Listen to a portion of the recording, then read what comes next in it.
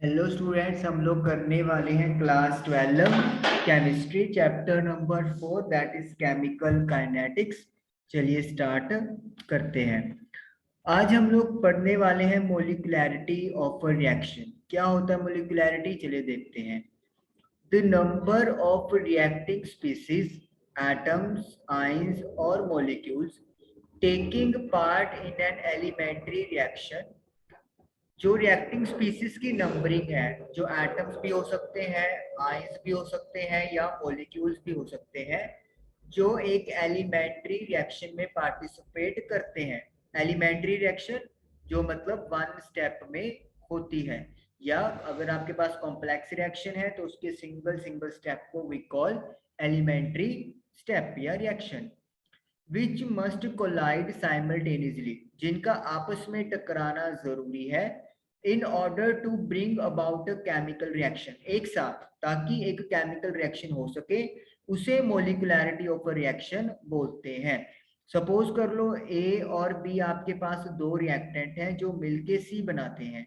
तो ए का एक मॉलिक्यूल और बी के दो मॉलिक्यूल ये आपस में टकरा के प्रोडक्ट सी बना रहे हैं, तो मॉलिकुलैरिटी हो गई 1+2 दैट इज 3। अगर हम लोग एलिमेंट्री की बात करें कि अगर एक ही स्टेप में ये चीज हो रही है, तो मॉलिकुलैरिटी क्या है कि जितने आपके पास रिएक्टिंग स्पीसीज है उसके कितने नंबर एटम्स, आयंस या मॉलिक्यूल्स साइमल्टेनियसली कोलाइड करके प्रोडक्ट बना रहे हैं, that is called molecularity of that reaction. The reaction can be unimolecular when one reacting species involved. अगर एक रिएक्टिंग स्पीसीज इन्वॉल्व है तो फिर जो मोलिकुलैरिटी होगी वो यूनी होगी, यानी कि वन होगी। एग्जाम्पल देखिए, decomposition of ammonium nitrate NH4NO2। Ammonium nitrite में आप क्या देख रहे हो, सिर्फ एक ही यहाँ पर मोल है, एक ही एटम है अमोनियम नाइट्राइट का, और ये डिकम्पोज होके नाइट्रोजन प्लस वाटर बना रहा है, तो इसीलिए इसका जो मॉलिकुलैरिटी है इट विल बी 1।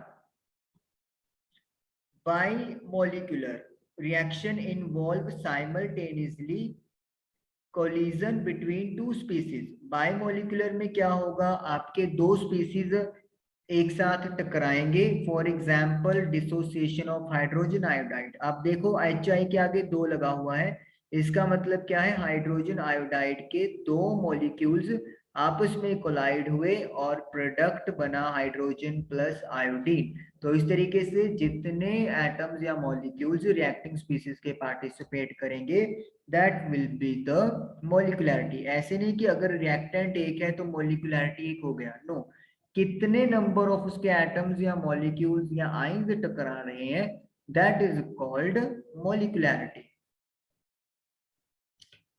चलिए आगे चलते हैं।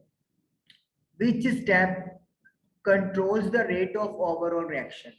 कहते हैं अगर आपके पास कोई कॉम्प्लेक्स रिएक्शन है, कॉम्प्लेक्स मतलब मैं यहाँ पे लिखता हूँ, जैसे ए से हमने सी बनाना है, पहले ए से बी बना, बी, दिस इज स्टेप 1। फिर बी से बी डैश बना, दिस इज स्टेप 2। फिर जाकर बी डैश से सी बना। यानी कि ए से सी बनने का जो प्रोसीजर है वो 3 स्टेप्स में कंप्लीट हो रहा है। सपोज कर लेते हैं, तो this is a complex reaction. तो उन्होंने बोला है कि आपका कौन सा स्टेप रिएक्शन रेट को कंट्रोल करेगा। मतलब ए से सी बनने का प्रोसेस इन 3 स्टेप्स में हो रहा है, तो किस स्टेप से जो रेट है वो कंट्रोल किया जाएगा। तो इन्होंने आंसर क्या लिखा है, the overall rate of reaction is controlled by the slowest step in reaction called rate determining step. तो जितने भी स्टेप हैं आपके पास एक रिएक्शन में, उसमें से जो स्टेप सबसे स्लो हो रहा है,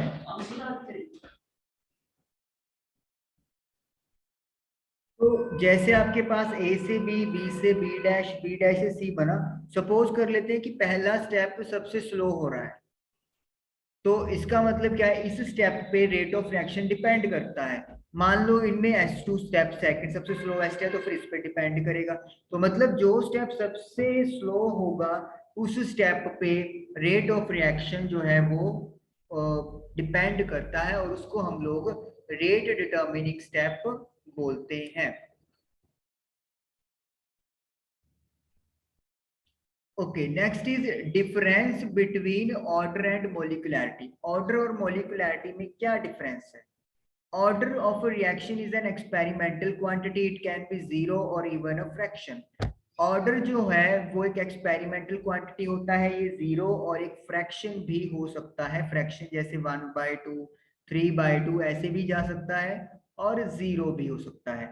मॉलिक्यूलैरिटी कैन नॉट बी जीरो और नॉन इंटीजर, लेकिन मॉलिक्यूलैरिटी ना तो जीरो हो सकती है और ना ही नॉन इंटीजर हो सकता है। मतलब ये 1 2 3 लाइक दैट इस फॉर्म में होगी, कभी भी फ्रैक्शन नहीं मिलेगी। Order is applicable to elementary as well as complex reaction.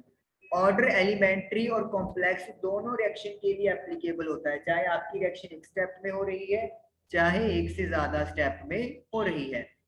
मोलिकुलैरिटी is applicable only for elementary reaction, लेकिन मोलिकुलैरिटी सिर्फ एलिमेंट्री रिएक्शन पे ही एप्लीकेबल होती है, यानी कि जो एक स्टेप में रिएक्शन होती है। For complex reaction molecularity has no meaning, लेकिन अगर कोई रिएक्शन मल्टीपल स्टेप्स में हो रही है तो ओवरऑल के लिए मोलिकुलैरिटी का कोई मीनिंग नहीं है।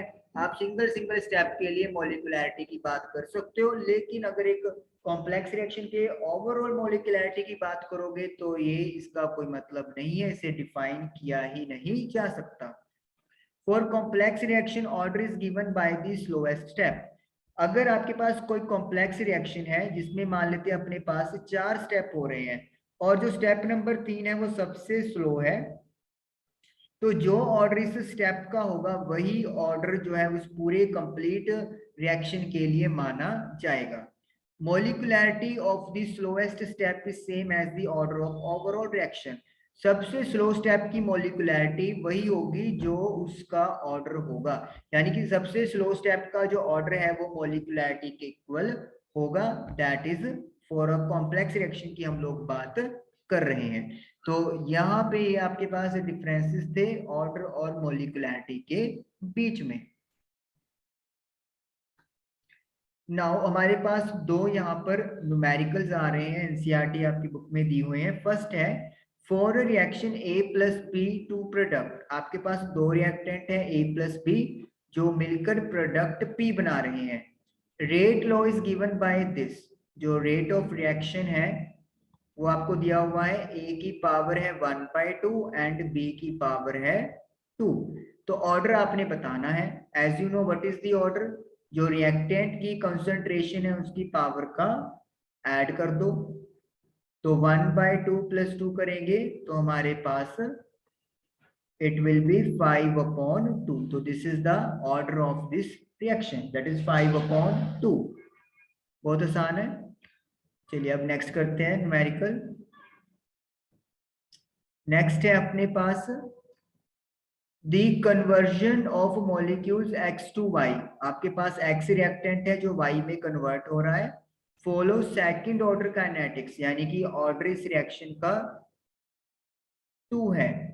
If concentration of x is increase to 3 times, concentration of x की 3 टाइम्स बढ़ा दी गई है।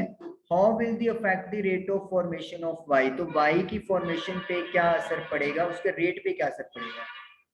चलिए, रेट ऑफ रिएक्शन हमारे पास क्या होता है, कांस्टेंट के कॉन्सेंट्रेशन ऑफ एक्स और उसकी पावर 2, क्योंकि ऑर्डर 2 दिया हुआ है। हम लोग क्या लिख लेंगे, let X is equal to concentration of